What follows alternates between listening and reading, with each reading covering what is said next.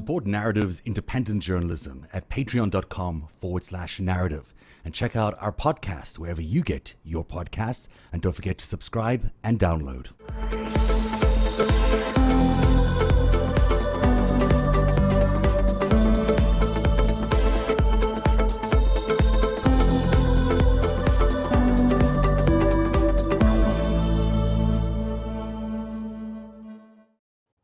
Hey everybody, welcome to a special edition of Narrative Live. We are live with LB in LA and Greg Oliar. I don't even know where you are. I think you're in New York. I think you are. I'm in New York. Yep. I got it right too, your name. I have a jar over here every time I get your name wrong. It's $1 for somebody. Last week on the show, you might have caught our very, very special guest who joins us from time to time, talking about Steve Hoffenberg, I should say, who talking about his relationship with Roger Stone and what happened during that time in 2016 when he happened to hear Roger Stone talking about, maybe wanting to commit a crime with WikiLeaks. So that caught everyone by surprise. It had the audience by surprise.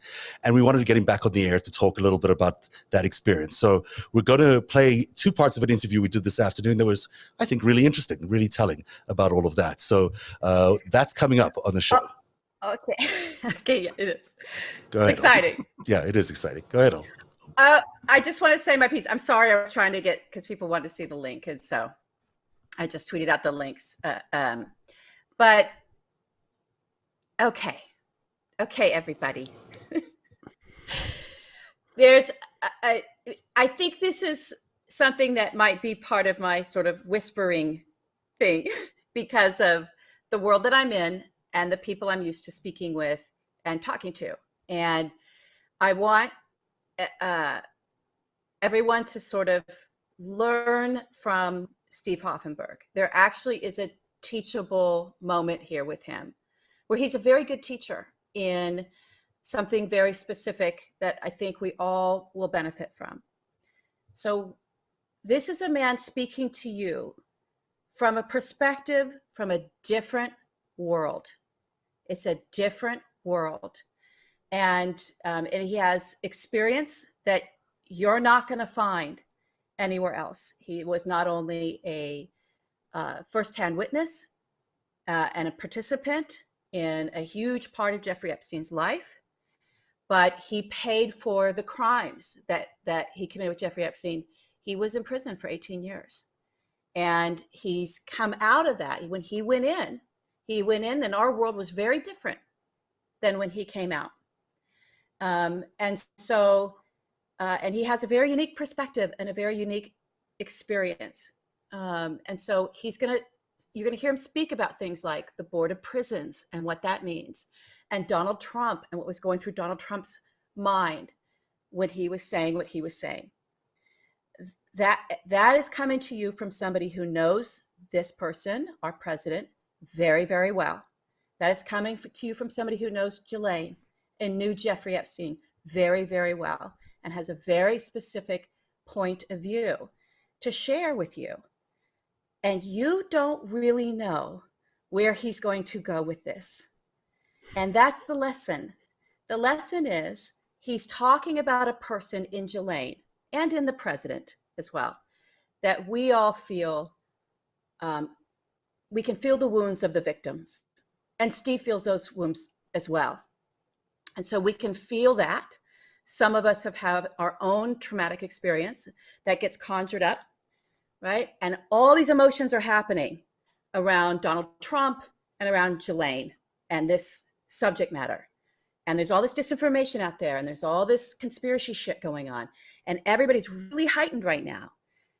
Anyway, and so what I'm going to ask you to do is just calm your brain. Learn how to put your emotional brain on a pause. I'm not asking you to put your morality aside. It doesn't have anything to do with that. I'm asking you to switch into a different part of your brain where you can take this information in and really grasp what he's asking you to process. And I promise you, it doesn't go where you think it's going to go. Okay, so all you right. just got to stick in I like there. that. I'm in that and mode. Learn that muscle. Learn that muscle. And Greg and I will talk about how we went through an experience with a totally different thing where people were in that emotional state and couldn't hear very important information that we were trying to get out at the time that would have helped everyone. So anytime there's sexual violence and money, we need to focus on the money. Right. And when it comes to processing things, when it comes to processing it, don't stay in the pain. Don't stay in the pain. You won't be able to take in information. So learn that skill now. This is an opportunity for everybody to learn that if you don't know how to do it already.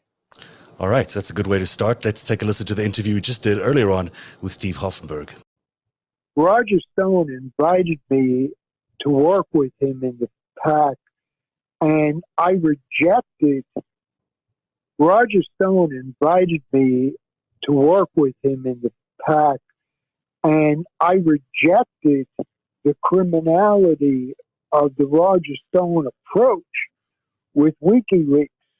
And the confusion that you asked to clean up was when I said law and order, I linked it incorrectly to something that occurred in the news cycle last week.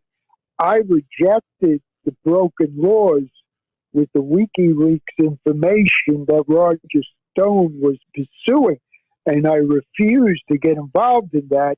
I told Roger Stone repeatedly that I had lawyers investigate the WikiLeaks content, and it was not media content, it was stolen content, and that Roger Stone had no right to be involved in that, but he did what he did. So I was not on his side at all. I rejected all of that. So there was a little confusion. So you're maybe confusing the term law and order, which the president had just used in a rally earlier on in that day, with maybe a word like justice or something like that would have been more appropriate, because you weren't really endorsing the president's agenda, or were you? No. I was not going near the news cycle or trying to go near the news cycle or the announcement of the president. I was not doing that. I was substituting the word for justice, which I felt was broken. The laws and the rules were broken by Roger Stone in what he did with WikiLeaks, and I condemned that. So let's be very concise about that. But I think if we switch over to Ghislaine Maxwell, if you're ready, you'll be very surprised. Roger Stone does not have a Wall Street following. As a matter of fact, I told him to call Tom Barrack. He hadn't even called Tom Barrack at that time. To put this in context for everyone, you just got out of jail in 2013, right? Yes. And but this race was in 2016. Right. So when did you join the PAC? Was it 2015 or was it in 2016? I believe it was 16 that Roger Stone officially started his PAC. Right. And asked to recruit me to be a senior member of his PAC for raising money. A lot of change. You went into jail in 96. Yeah, this was 2013. I don't even remember when the first iPhone came out, but it must have been that you almost missed the whole smartphone revolution that happened in the world when you were in jail. The world had changed a lot. Did it feel very different when you were approached by Roger Stone to do this PAC? No, because I went to Apple School right away. As soon as I re-entered my career again. So I was educated by Apple on how to use all the devices. And Roger Stone wanted to do a book and share some revenue with Congressman Evans about what we've been discussing. And I was on the same page with Roger Stone to do the book. He had, I think it was a 5-book contract with Skyhorse Publishing. Mm-hmm. And he wanted to write a book about some of the events you're discussing, Zeb. Meaning the 2016 election events, or? Well, he wanted to cover Epstein. He wanted to cover the billions. He wanted to cover Wexner. Why was he so interested in Epstein and Wexner? He was always understanding of Epstein and Maxwell. He knew through me and through others linked to me, political top people, that Epstein was a major part of Tower's financial downfall. And I complained that I was set up and I was the fall guy for Epstein. How long have you known Roger Stone? For a couple of years at that time frame when Trump had announced for the presidency before, actually we were working on the book before Trump announced for the presidency.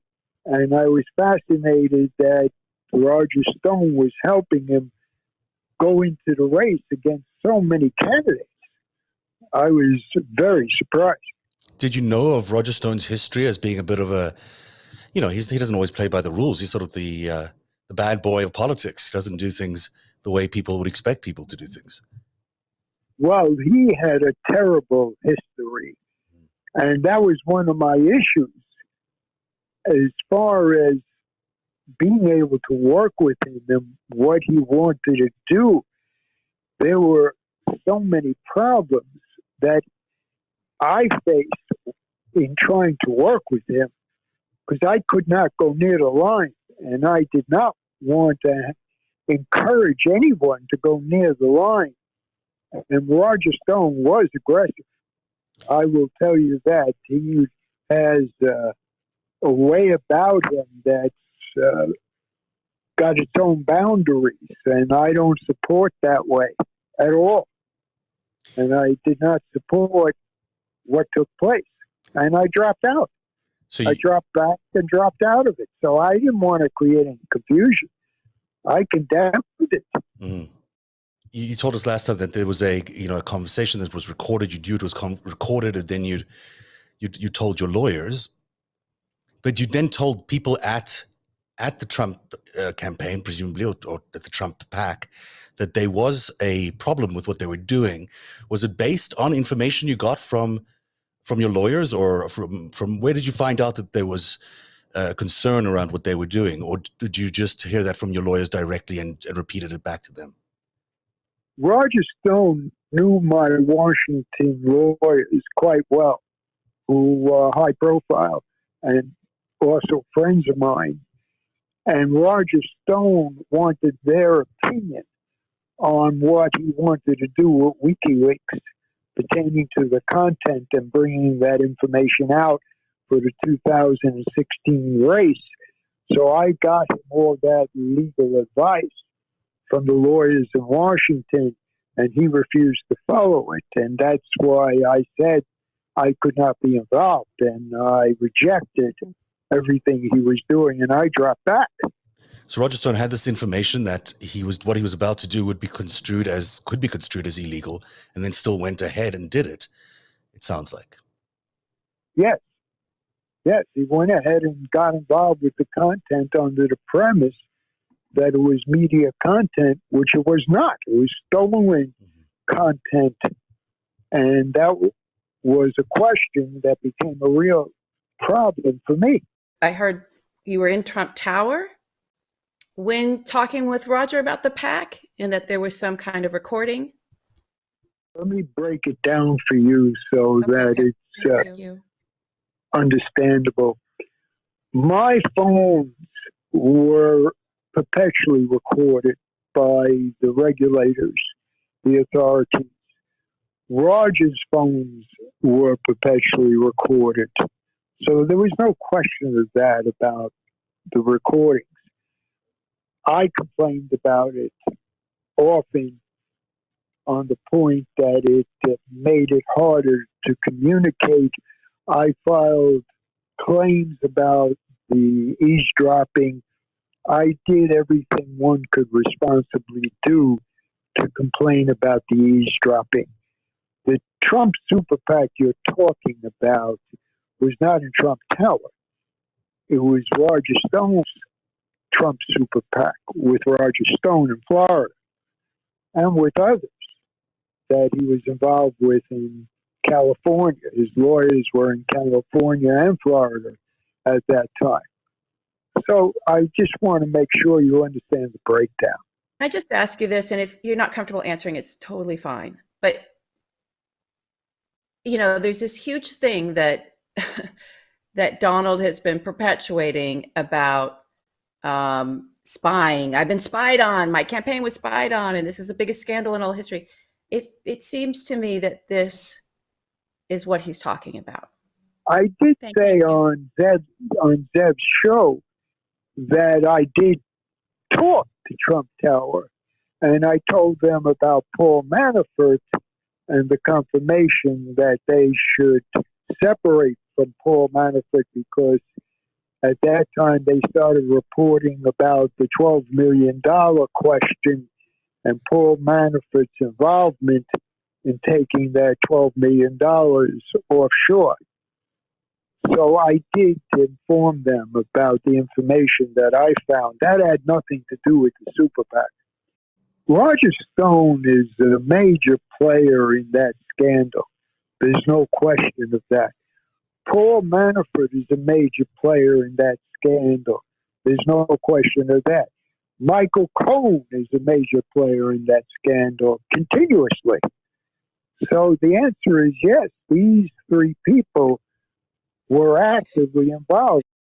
And if you were involved in it in some ways, presumably you would have been in front of a judge yourself. I refused and rejected the requests that were made upon me to get deeper involved in the scandal. I had received a number of requests to get deeper involved in the scandal by Roger Stone, and I rejected and refused the Roger Stone request. We're not saying that they were victims. They tried to seduce me and to victimize me into the wrongdoing, and I refused to be involved with Roger Stone. I was not involved with Paul Manafort, but doing an investigation as to his prior misconduct. And I did have an involvement somewhat, not a lot, with Michael Cohen a number of times. They heard you saying some things last week that made them feel like maybe you weren't as much of a redeemed person as you had claimed to be on coming out of prison. You know, a lot of people were very touched by your story of being someone who went to jail, but who came out wanting to help the victims and reclaim the money. And what I think is genuine spiritual awakening that happened in you. So a lot of people sort of put a lot of faith in those comments, and then for them to find out at that sort of, at the end of a show, just thrown in there, for them, it was a little hard to hear that you're involving yourself with someone like Roger Stone. That phrase, law and order, has a very different, it has a history, obviously, that's very difficult. But the way it's also been weaponized now and being used now and leveraged now to call up that very dark history and advance it, it's a territory that right now there's a big open wound and a lot of hurt. I should have used the word justice, that they were breaking the rule of justice. The rules of law were broken by Roger Stone. That's what I meant. But confusion happens when we spontaneously do interviews. Mm-hmm. Yeah. But that was not my intention. And my actions were clear. I stepped away from that misconduct and was not named in the misconduct at all. That's true. And, I reminded people that this was 2016. I mean, even for people who don't like Donald Trump today, 2016, we had a very different mindset about Donald Trump. He was not the president then. He was just a guy running for office that used to be a reality TV not star. Me. Not you, and to some extent not me. But there were a lot of people who ultimately were, a lot of people just believed that we were dealing with another candidate. Yes, he was controversial. Yes, he was a billionaire, but we didn't know very much more about that. Between 2016 and 2020, a lot has changed in terms of mindset, in terms of, we've now experienced Donald Trump as a president. Maybe that appeals to some people, but for most people, it seems, in the country, doesn't necessarily appeal. We'll see what happens in November. So the mindset is different. And also, I think you're genuinely and authentically always telling us your story. And it doesn't change very much in the year and a bit or so that I've spoken to you. There's not very much that you've adjusted in your story or has ever been different. It's always pretty consistent, which tends to reveal that you're telling us an authentic and real story. So, I genuinely think that's what we're getting from you all the time. And I understand why some people find it difficult to accept someone from a different political background, like the Republican Party. Some people in our audience might not feel that comfortable with someone who previously supported the Republican Party. But, we have one country. And at the end of the day, we all have to figure out how to live with each other. And it doesn't mean that you can be, Republicans and Democrats in this case, at this time, when you think about things like the Lincoln Project, are combating Donald Trump in the polls this year. So we're still one country, and we still have to figure out how to live together. And I'm not sure where your political persuasions are now, and you don't have to tell me because I don't think that's our business. But it is important to know that you care about justice and you care about the resolution of this as being, a justice-driven solution. And that's what you're looking for more than anything else. You can't, on my side of the page today, helping the victims, you can't get political because it's not going to help the victims and it's not going to bring justice. There is so much going on in America today with Maxwell and Epstein and the divide of the country and what's happened in the last 3 years of the angry sides, Democratic and Republican. I don't want any part of that anger, and I don't want to be involved in that machine anymore. So I am telling you that I don't want any part of this, and I only care about the victims being treated properly. Maria Farmer is back in the hospital. She went back in Monday for cancer treatments. This is a tragedy, the story of the victims and how they're all damaged emotionally. It really is. So it really is a catastrophe. Support Narativ's independent journalism at patreon.com/narrative and check out our podcast wherever you get your podcasts. And don't forget to subscribe and download.